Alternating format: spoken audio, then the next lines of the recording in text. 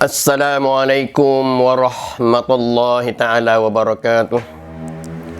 Bismillahirrahmanirrahim. Alhamdulillahi rabbil alamin. Wal aqibatu lil muttaqin. Wala udwana illa ala zalimin. Wassalatu wassalam ala ashrafil anbiya'i wal mursalin. Wa ala alihi wa ashabihi ajma'in. Subhanaka la ilma lana illa ma 'allamtana innaka antal alimul hakim. Qala rabbi shrah li sadri wa yassir li amri wahlul 'uqdatam min lisani yafqahu qawli. Allahumma akhrijna min zulumatil wahmi wa akrimna bi nuril fahmi wabtah alaina bi ma'rifatil ilmi wa ahsin akhlaqana bil hilmi وسهل لنا أبواب فضلك وانشر علينا من خزائن رحمتك يا أرحم الراحمين. Alhamdulillah, syukur kehadrat Allah Subhanahu wa Ta'ala. Dengan limpah kurnianya kita diberi kesihatan yang baik oleh Allah pada hari ini, dan saya dijemput untuk memberi ulasan atau membicarakan tentang buku Pedoman Ejaan Jawi, Pedoman Umum Ejaan Jawi Bahasa Melayu Dewan. Seperti mana buku yang ada di tangan saya ini, untuk saya akan beri sedikit ulasan ataupun membicarakan tentang kelebihan-kelebihan buku Pedoman Umum Ejaan Jawi ini. Apa yang dimaksudkan dengan ejaan Jawi? Pedoman ejaan Jawi, bagi menjelaskannya ialah saya petik daripada kata-kata Datuk Aban Salahuddin Aban Syukran, Ketua Pengarah Dewan Bahasa dan Pustaka, dalam kata pengantarnya buku Pedoman Umum Ejaan Jawi ini. Dewan Bahasa dan Pustaka sentiasa berusaha menyediakan dan memantapkan sistem bahasa Melayu sesuai dengan keperluan semasa dan perkembangan yang berlaku dalam bahasa Melayu ini. Usaha ini termasuklah penyediaan, mengemaskinikan pedoman serta aturan penggunaan bahasa Melayu. Misalnya Pedoman Umum Jawi, Ejaan Jawi Bahasa Melayu yang dikeluarkan pada tahun 2020 ini.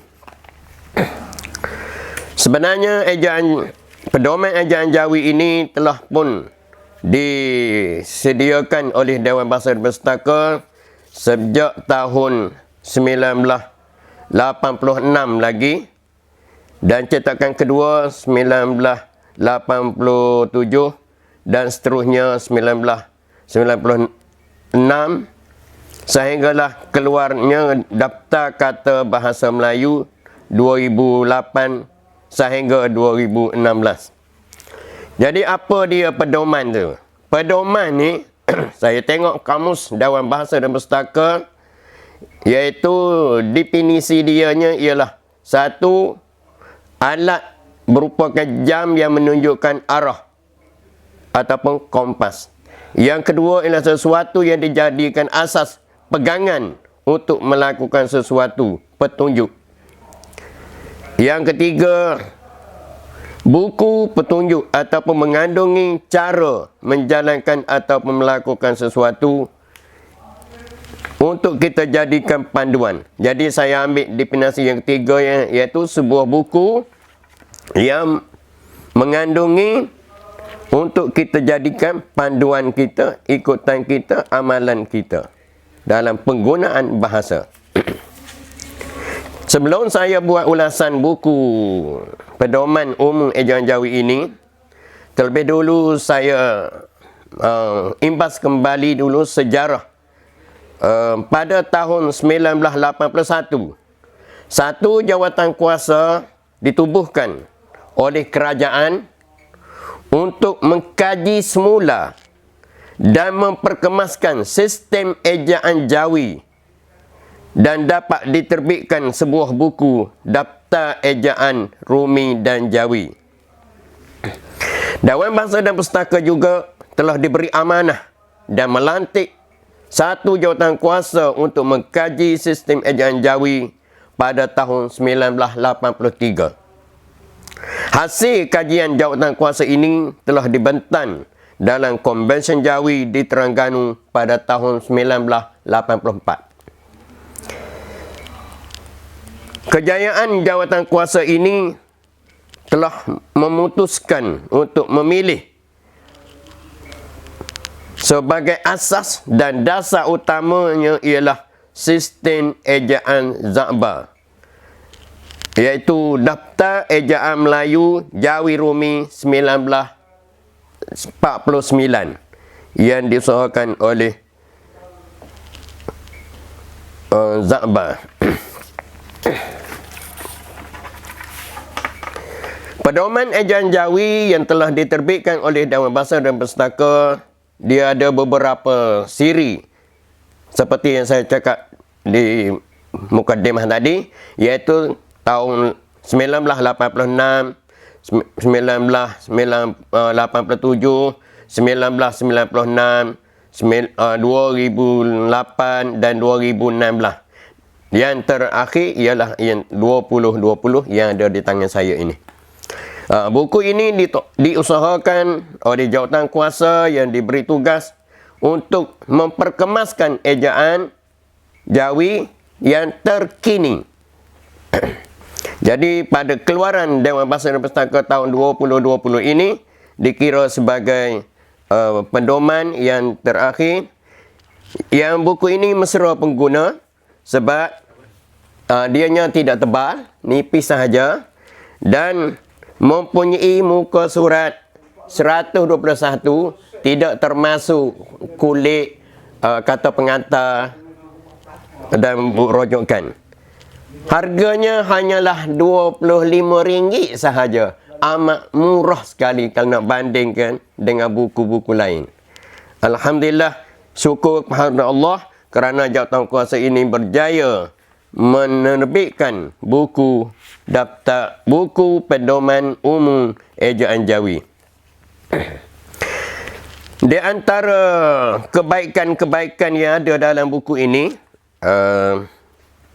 pertama ialah Pedoman Ejaan Jawi Dewan Bahasa dan Pustaka merupakan kesinambungan ejaan Jawi Za'ba. Kalau disebut orang sebut kata kita buat ejaan baru tu tidaklah tepat. Sana kerana asas yang kita ambil, dasar yang kita ambil, Dewan Bahasa ambil ni ialah buku Jawi Za'ba, ejaan Za'ba, ejaan lama dulu sama.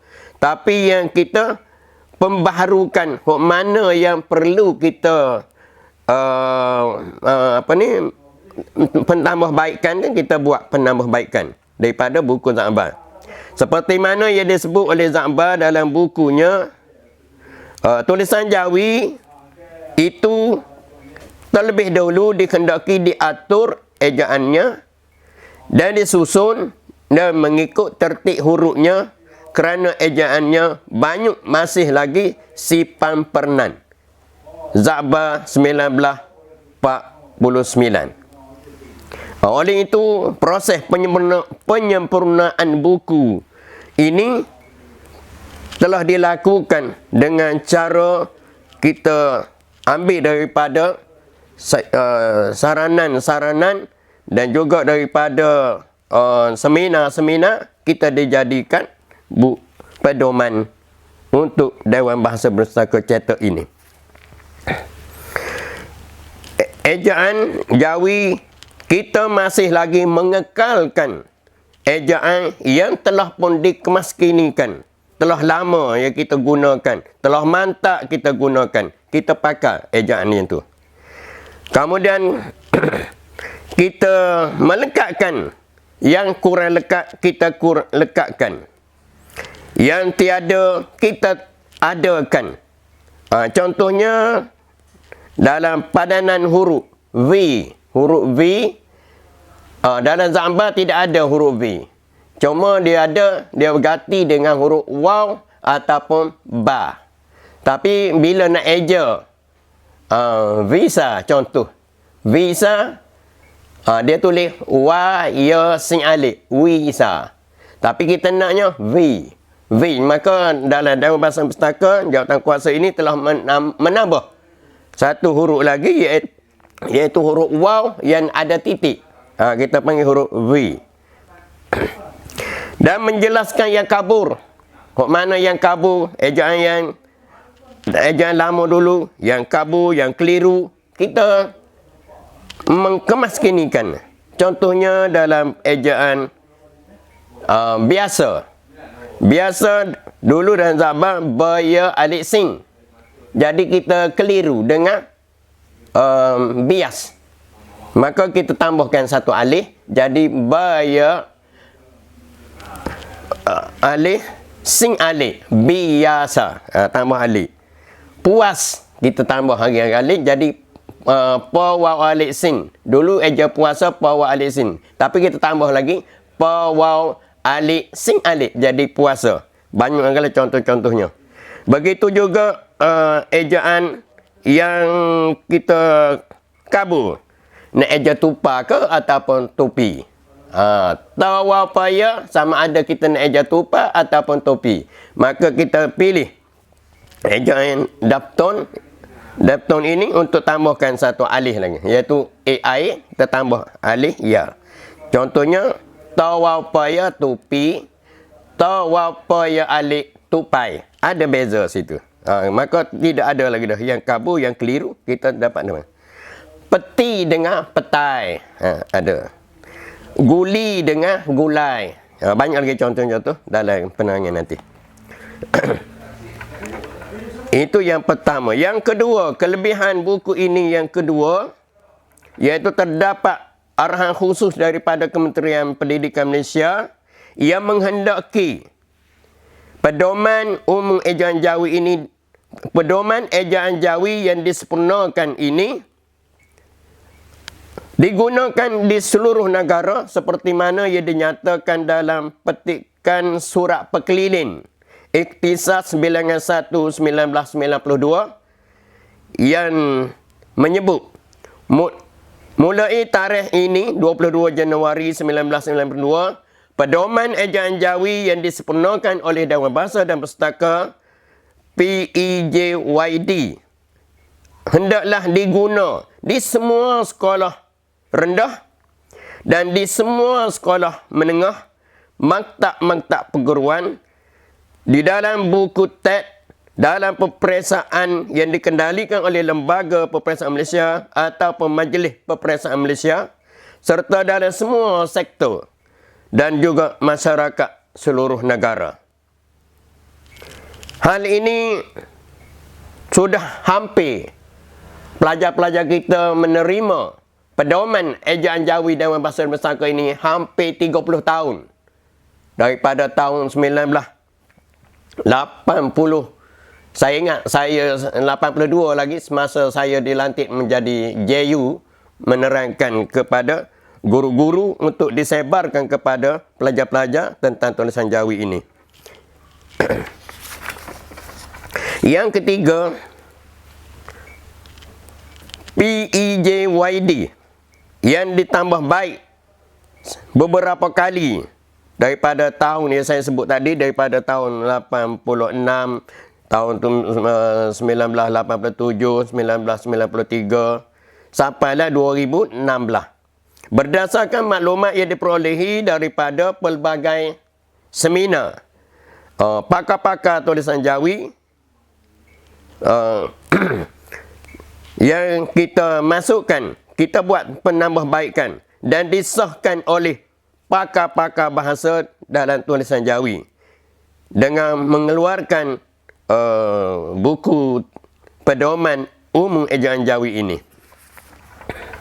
Yang keempat, dalam daftar kata bahasa Melayu yang mengandungi padanan sebutan ejaan Jawi ini mengandungi lebih kurang sekitar 58,000 entry dan sub antri yang terdapat juga dalam Daftar Ejaan Melayu Za'ba 1949 yang kita kekalkan ejaannya. Daftar kata ini juga sangat mesra pengguna apabila boleh diakses melalui laman sesawan Pusat Rojokan Persuratan Bahasa Melayu PRPM yang turut mengandungi pelbagai jenis kamus, khidmat nasihat bahasa.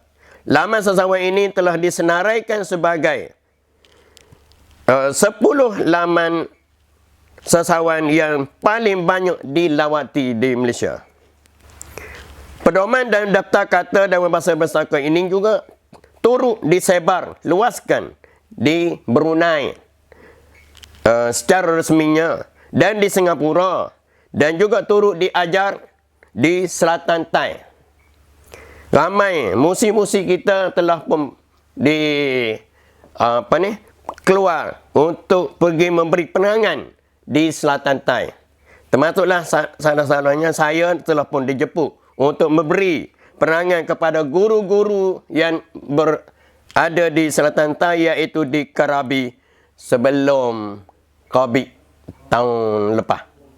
Jadi saya balik daripada sana, diisytiharkan COVID melanda negara kita, maka tak dapat lagi lah kita nak susuli di negara jiran itu. Penggunaan sistem ejaan jawi ini telah diguna secara meluas, termasuk dalam majalah pengasuh di Kelantan yang sudah pun berusia 100 tahun. Tapi sekarang ini cetakan majalah pengasuh ini telah ejaan jawinya telah dikemaskinikan mengikut ejaan Dewan Bahasa dan Pustaka. Juga ada cetakan Al-Quran dan bahasa Melayu dalam tulisan Jawi. Dewan Bahasa dan Pustaka juga telah melatih lebih 100 orang musi dan diberi tauliah untuk mengajar sistem ejaan Jawi yang berpandu kepada pedoman umum ejaan Jawi bahasa Melayu Dewan ini. Pihak Dewan Bahasa dan Pustaka menyediakan khidmatan pengesahan penggunaan bahasa Melayu dan iklan pada papan tanda, penamaan-penamaan dan dokumen-dokumen, termasuklah penggunaan tulisan Jawi yang mendapat sambutan amat menggalakkan dari berbagai pihak. Dan di antara perbandingan kelebihan ejaan Jawi ini dengan ejaan lama, kita juga dapat melihat beberapa huruf-huruf yang digunakan dalam pedoman ejaan Jawi ini. Yang pertamanya kita selaraskan. Dewan Bahasa dan Pustaka telah menyelaraskan, iaitu kata jati bahasa Melayu yang berakhir dengan huruf Qaf sebagai lambang bunyi hentian glotis akhir telah disamakan, iaitu kita pakai huruf Qaf di akhir.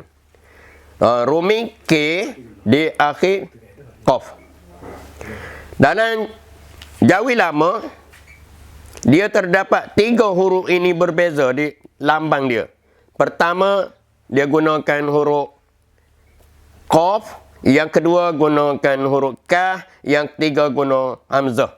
Contoh yang saya boleh bagi, iaitulah kita nak eja budak. Ba, waw, da, qah. Maka kita kekalkan ejaan Za'ba ba, waw, da, qah ini dalam Dewan Bahasa dan Pustaka. Ba, waw, da, qah. Baik, ba, alif, hamzah, ya, ka. Ejaan lama. Ejaan Za'ba lama. Ba, alif, hamzah, ya, ka. Dewan Bahasa menyelaraskan semua huruf kah. Kah ada galah ni kita tukar kepada huruf qaf. Ba, alif, hamzah, ya, qaf.